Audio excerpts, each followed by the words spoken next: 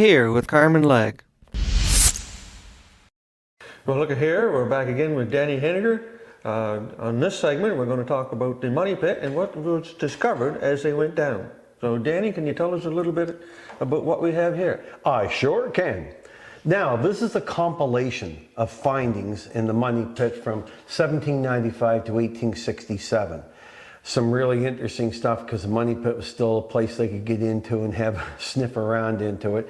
So, this model, as you can see, there's the old oak tree, just like our big diorama. And this diorama, by the way, with the cut-off stumps in a clearing. This diorama is made by a man who used to work for the Ontario Museum System. Oh, okay. And he built us this diorama. Really interesting, fun guy down in Indian Point. But anyway, this shows what these guys ran into from 1795 to 1867. And it shows some of the findings that they encountered along the way. Oh, okay. And again, some of this is lore. It's never been written down, some of it. No photographs taken. And that's one of the problems, because as we get down further into this diorama, we're going to get to the warning stone or the 90-foot stone, okay. or whatever you want to call it. We can talk about that a little later, because I see you have a replica here. I sure do. Why in 1867? Why was that the cutoff date? Because after that date, I don't think I can get all that information in one little diorama. Oh, I probably would have had to have two.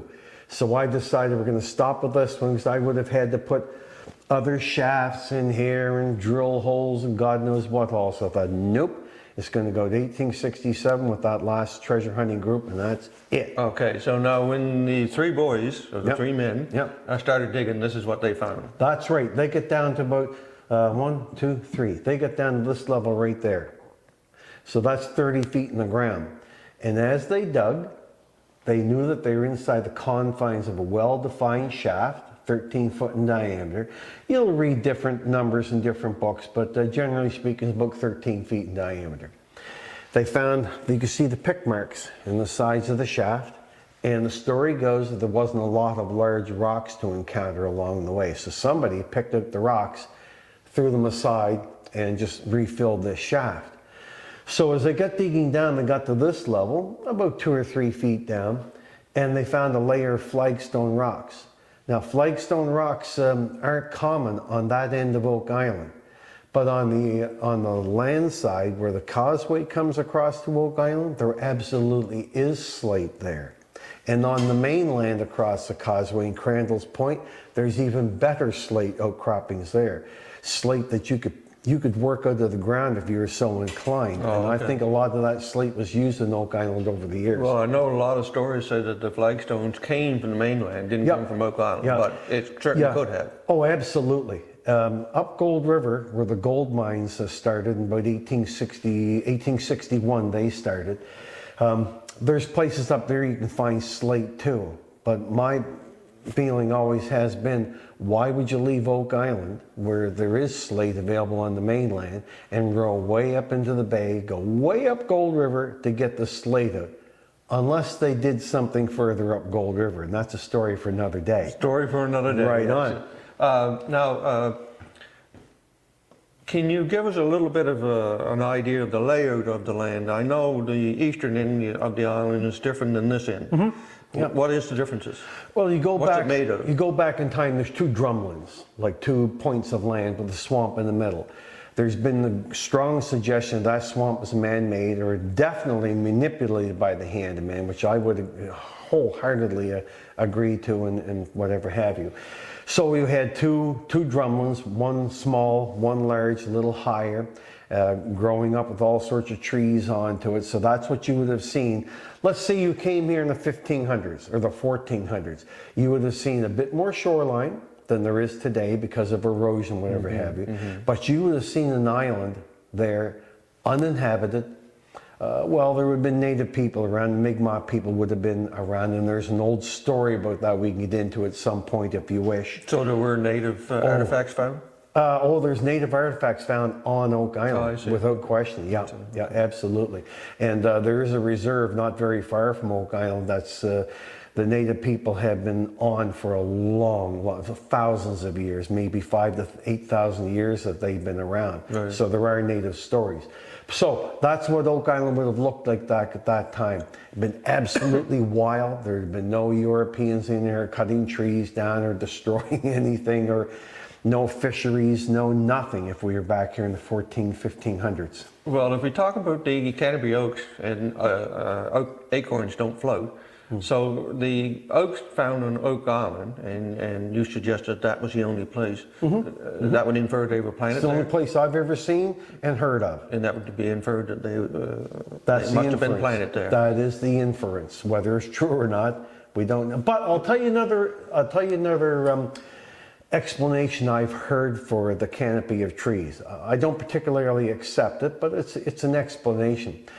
So Danny, you were saying that there was another explanation for the canopy oaks? Yeah, I heard an explanation one time I thought was worthy of repeating. It was suggested because this is a boreal forest. Nobody had been here cutting any trees or anything, so when plants start to grow, trees start to grow and get to a certain height, that all the surrounding competing trees would have stopped limbs from growing out from our oaks like they do. You know what our oak trees look like. You go up 2 or 3 feet and there's a branch. But these canopy oaks, you go up 30, 40 feet before there's a first branch. So it was suggested to me that the early growth would stunt those leaves from coming out, and just the canopy would grow like this as the rest of the forest grew around this sort of thing. Well, that's possible. I always understood that canopy oaks was a different oaks than there's white the oaks other that thing. we have here today. There's the other thing. Yeah. These canopy oaks have been suggested by treasure hunters who knew them and saw them and worked around them. Maybe even they cut them down. They knew more about these oaks than certainly we do today. And I would suggest that these guys weren't stupid. They knew the difference between Nova Scotia oak trees and oak trees that aren't supposed to be here. Right, right. Any idea of the size of these trees? Height-wise, I'd say 30, 40, 50 feet high. Tall trees. And looking at the pictures, I suggest it probably has stumps like this and bigger. Or not stumps, but trunks. Okay. This big and bigger. They're substantial trees. That would be anywhere from 150 to 200 years old, I would say. Yeah. Yeah. And if they were planted, we can infer that that's when 200, And if up you 200 want, years earlier they were planted. And if you want to believe that something is done in Oak Island 1400 to 1500, even 1600, well, maybe it did. Yeah. Also, there's another Oak Island in Nova Scotia. There's 2 more. 2 more. Yeah, there's one up around Pictou, and then there's one up in the Annapolis Valley. Right. Now, is there any stories of oaks being on there? Why are they called Oak Island? No. Actually, the Oak Island up in the valley isn't really an island anymore. You drive right onto it, you get no idea you're on an island. Okay. But at one time, it was surrounded by water. And the Oak Island up around, I think it's Pictou or Tatamagouche, I'm not sure. There's no stories about treasure.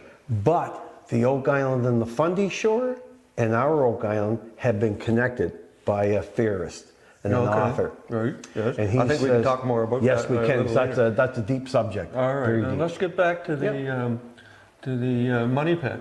So every 10 feet they found a log platform Yes. of logs. These were not hewed or trimmed in any way. Oh, now that I can't answer, but I do know, according to the information that we have to read and to study, is that the oak logs were embedded in the sides of the shaft in such a way to make a platform. Oh, okay. And we know that they went down to at least 30 feet. From this point onwards, they talk about marks. They don't say platforms of oak logs. Most researchers believe that there was another platform of oak logs every 10 feet, because there was one here, there was one here, there's one here, but we don't know for sure if the rest of them are platforms of oak logs or not 100%. And I personally don't know if they were debarked or if they were just raw. I don't know how big they were, so I've read nothing about the size, but I would suggest that the logs used are strong enough for a gang of men to stand on, and maybe even something be lifted out or lifted down or dropped down. The logs were hardwood or softwood? I believe they're oak logs. Oh, okay. That's the story, oak logs. Now, were yeah. they solid or did they have openings? I hope they had an opening, but that's never been suggested. Never heard is that. that right? But I do know, according to the old information, that underneath of every one of these platforms of oak logs, they noticed that the ground had settled suggesting there's a much deeper shaft below. And when ground settles, it means it's been disturbed. Yeah, that's and right. somebody Yeah, yeah. refilled it, and it just over keeps time collapsing. settled. Yes, That's right. You yes. know it. You know it. Now, you can probably get an idea of what I'm getting at when I say there was openings, right? Yeah. If there was openings, that'd be, when you're down this deep, you have to get the ground out. Yeah. So you would throw it from one level to another, and then somebody would throw it up through the hole to another level. Somebody there would throw it up to another That's level. right. But eventually, you That's throw it right. all outdoors. Or the opposite way, going down. Yes, Take the stuff down. The 10-foot level is an easy, height. Yes, it is. Very efficient. Yes, it It's is. not too far, but it is 10 feet. So Absolutely. you're throwing dirt at Yeah. quite a distance up there, and then somebody continues to throw it all. And you had to have a ladder. That's right. Yeah. Now, I can show you something later on if you want to see it. I recovered an old handmade wooden ladder of a mine shaft in the Gold River Chester Basin gold mines that was made on site. You can tell it's just made out of trees. And what they did was bore holes and put the treads into it so they could step down. And that's how they that's got down in those old mines back in the 1800s. So I would suggest that whoever did this, they would have done something similar. They would have built ladders on site, go from 10-foot level to 10-foot level to 10-foot level to 10-foot level. Now, this is the high water mark. This is the high water mark at around about 30 feet. Back then or now? Well, back then for sure. Oh, okay. Back then for sure, yes. Now it's higher. Well, the land's different too. Because as you well know, when Dunfield came in there in 1965, he dug the pudding out of the money pit area. He lowered it down, I can't remember, 20, 30 feet. It was a significant amount of depth that he removed off the island.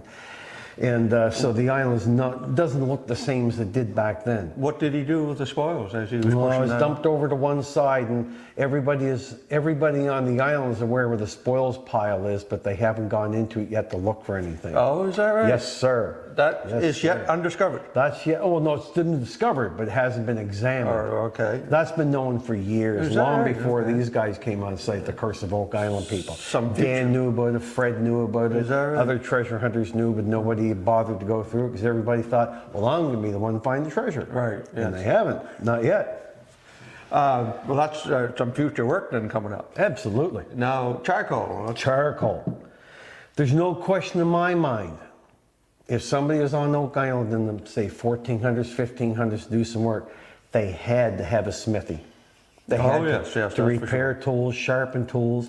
So, charcoal could have been thrown down there when they're filling it up. So hide the charcoal down the hole, boys, doesn't matter, fill her in.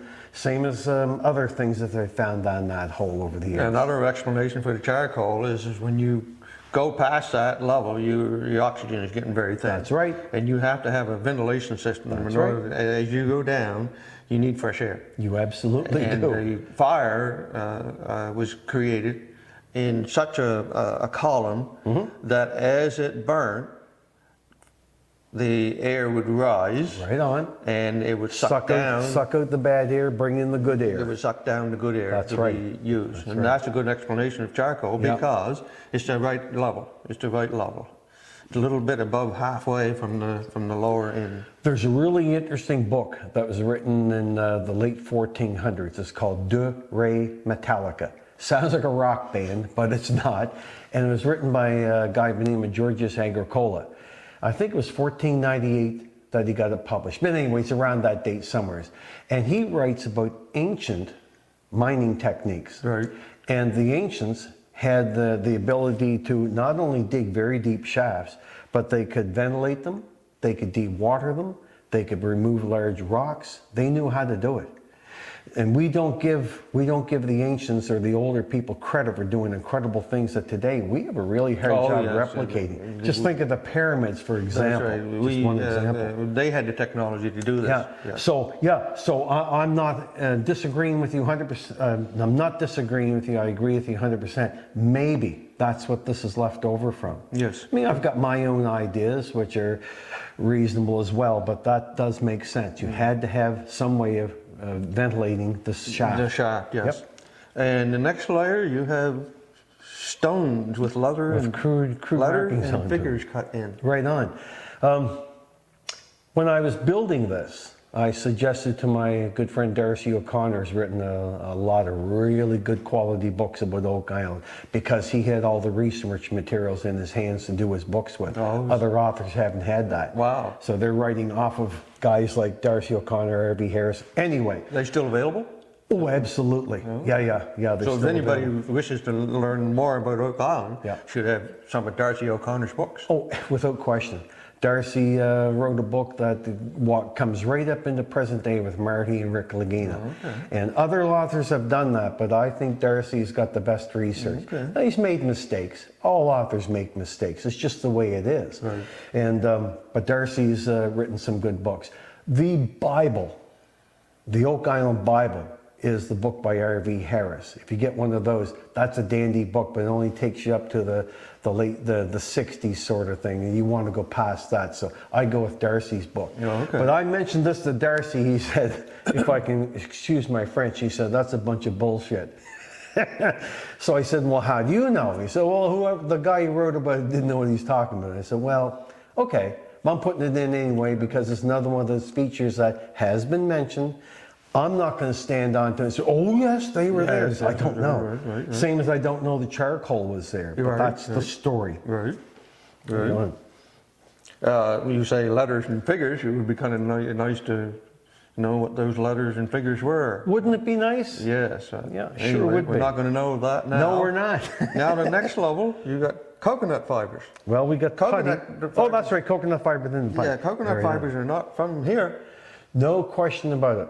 In fact, let's just go back to that time period I keep mentioning, say 1400 to 1600. There was no coconut trees, no palm trees in the Caribbean either. They came from the Mediterranean. Really? That's right. They were a Mediterranean thing. Somebody introduced coconuts to the Caribbean. So if you want to think that pirates brought treasure up in the Caribbean in the 1400s, there was no palm trees. So those are a recent construct, okay. a recent plantation. I bet you a lot of viewers don't know that the coconut from that time period didn't come from... Oh, I strongly suspect. I certainly didn't know up until probably 10, 15 years ago. I was doing some research online with some other people, and somebody suggested that it wasn't from the Caribbean. So I went and looked it up. My God, they were right. Is that So right? yeah, you live and learn, from the right? Mediterranean. Yeah, you constantly learn. So anyway, coconut fiber. We know the coconut fiber exists on Oak Island. It's been found time and time again. And I know that people are interested in doing studies onto it to know its DNA, to know its origins and whatever have you. Because I'm willing to believe people who understand their plant structure can probably, I think they can probably tell you where in the world it came from. might, As you and I they well might. know about this sort of thing now. Do you So I hope- actually have any coconut Sure fibers? do. We have a sample. It's right behind my my left arm that came from Oak Island and was given to the National Research Council of Canada, a pretty strong and accurate scientific institution. And they said, oh yeah, it's coconut fiber, no question about it. So I have a very small sample here that Darcy O'Connor got from Dan Blankenship, and then Darcy gave it to, yes, he gave it to me for this display. Okay. So National Research Council doesn't lie. Wonderful. Next level, putty. Next level, putty. Now, is Okay. this putty that would be same as doing a window? Well, that's been the suggestion.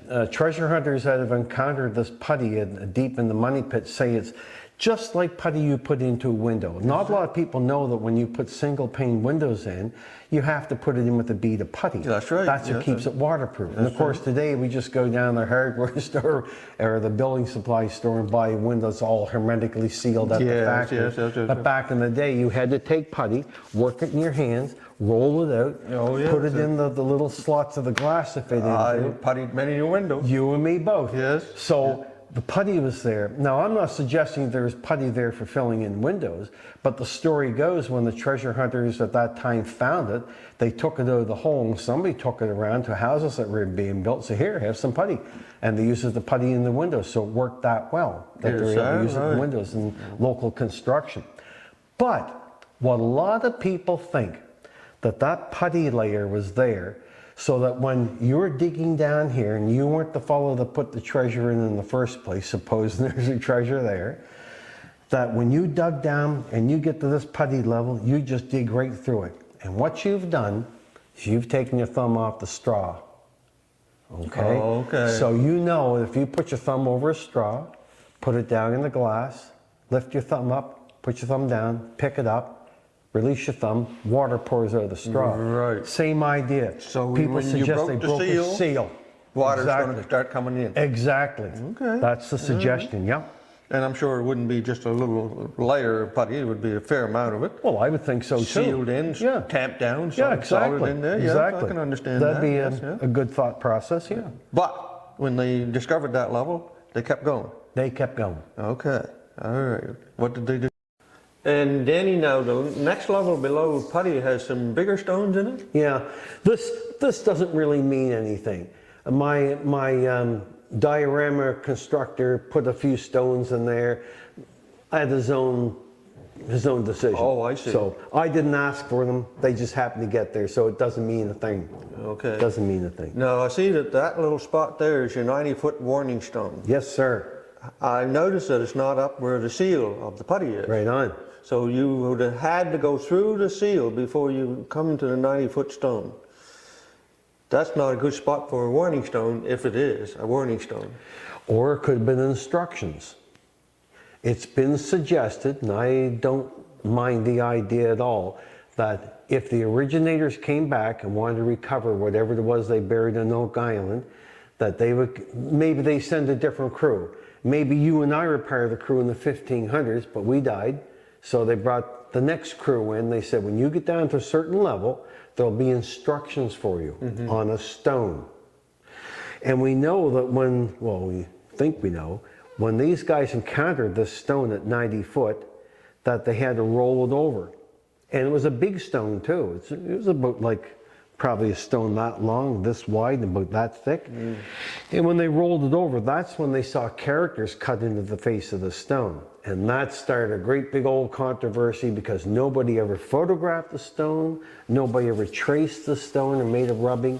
So all we go by is some school teacher who said that he looked at the stone and memorized all the characters in order and then wrote them down. Now, I don't know about you, but if it wasn't for my picture being on my license plate, I wouldn't know who I am. Well, so it's impossible to remember. I'm sure I all can those. remember, unless you have a photographic memory, of course. You have a replica here. We'll have a look Yes, at we that do. later. Yeah, we have a replica here. And then, of course, it suggested there was treasure under it. Yes, yeah. But, what happened at that point? At this point here, well, first of all, when these guys got down to this level, it was somewhat dry-ish. And as they would poke down through the ground like they did every night before they finished work, and they're looking for another platform or looking for another one of these marks or something, they bumped into something at about the 98-foot level, and they knew, oh, there's something else there.